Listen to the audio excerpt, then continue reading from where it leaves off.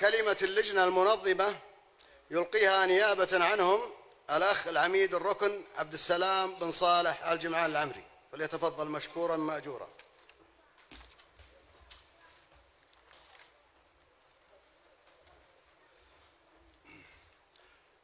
بسم الله الرحمن الرحيم. الحمد لله الذي عليه نتوكل ونستعين، وبالفضل له ندين، وهو ولينا يوم الدين. وأصلي وأسلم على الهادي الأمين المبعوث رحمة للعالمين محمد بن عبد الله وعلى آله وصحبه أجمعين. أيها الإخوة والأخوات، أبناء وبنات قبيلة الغرة، السلام عليكم ورحمة الله وبركاته. أما بعد، نلتقي في هذا اليوم المبارك كأبناء قبيلة، ليس بهدف إحياء العنصرية القبلية المقيتة والتي نهانا عنها رسولنا الكريم، بل نلتقي لنجتمع على باب من أبواب الخير وصلة الرحم والتراحم، عملا بقوله صلى الله عليه وسلم: وتعاونوا على البر والتقوى، وقوله: ليس منا من لم يرحم صغيرنا ويوقر كبيرنا. نلتقي لنقدم الشكر والعرفان لآبائنا الذين غرسوا فينا حب القبيلة، وأصلوا فينا مبدأ التعاون في عمل الخير ونبذ الشر عن أبناء القبيلة.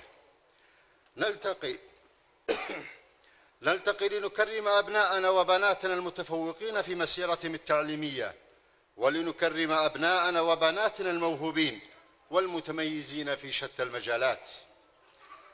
يقول الله سبحانه وتعالى في محكم التنزيل على لسان نبيه لوط عليه السلام عندما اضطهده قومه: قال لو أن لي بكم قوة أو آوي إلى ركن شديد. هود الآية 80. فما بعث الله بعده من نبي إلا في ثروة من قومه، أي في قوة.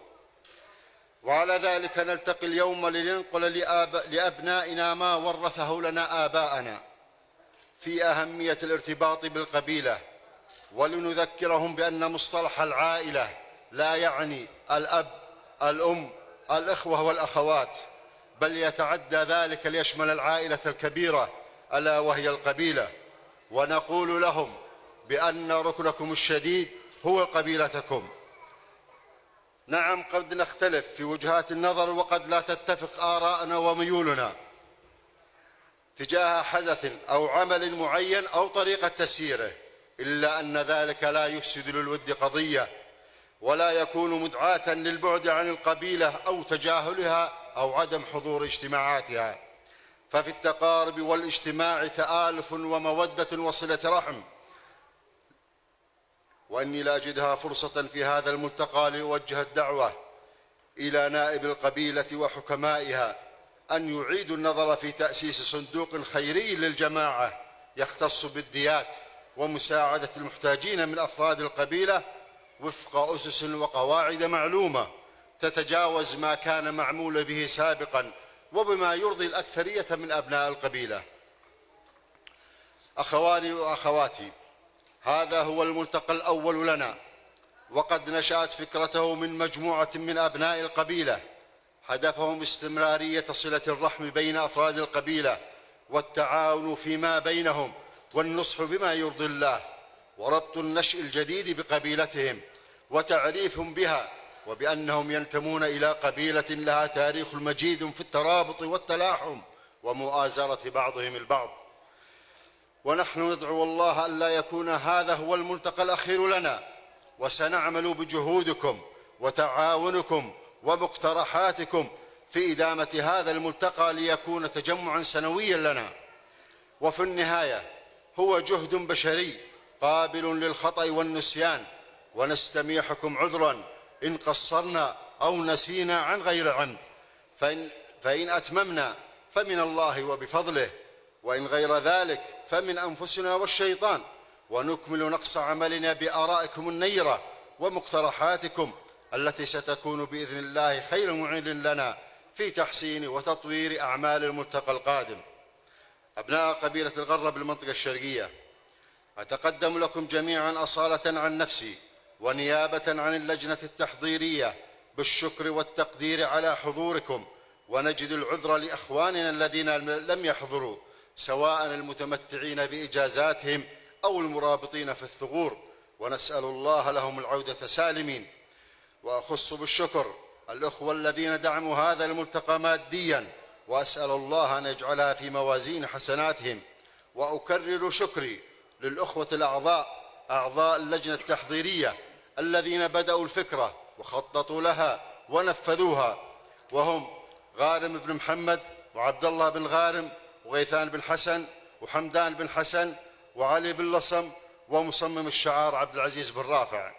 وفي الختام أسأل الله أن يبلغنا رمضان لا فاقدين ولا مفقودين، وأن يديم على بلدنا نعمة الأمن والأمان، وأن يوفق حكام هذه البلاد إلى ما يحب ويرضى، وأن يهيئ لهم البطانة الصالحة التي تدلهم على الحق وتعينهم عليه، وأن يرد كيد الكائدين في نحورهم، وأن ينصر قواتنا المرابطة على الثغور. وأن آخر دعوانا أن الحمد لله رب العالمين، والصلاة والسلام على سيد الأنبياء وخاتم المرسلين، والسلام عليكم ورحمة الله وبركاته.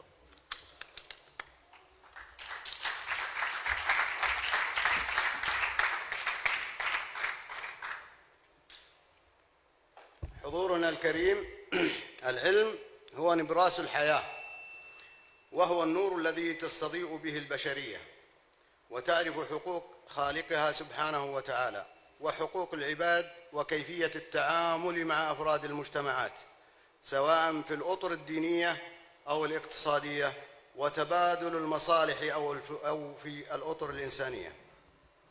الآن مع عرض مرئي بعنوان أحدث فرقاً في حياتك.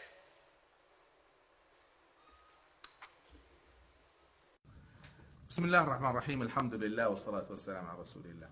عندما أضع أهدافي، وأنا أضع أهدافي باستمرار وأراجعها كل شهور، أقسم أهدافي إلى 3 أنواع: أهداف ل20 سنة إلى الأمام، ماذا أريد في حياتي، وأهداف إلى 5 سنوات إلى الأمام، وهذا نسميها المدى المتوسط. لكن دائما وفي كل سنة أضع أهدافي لعام كامل، أضع أهدافي في كل الجوانب حتى يكون الإنسان عنده توازن لأهداف إيمانية روحية، وأهداف فكرية وثقافية وعلمية، وأهداف اجتماعية وعاطفية وعلاقات، وأهداف روحية وإيمانية وعبادية، وأهداف تتعلق بالمال والمهارات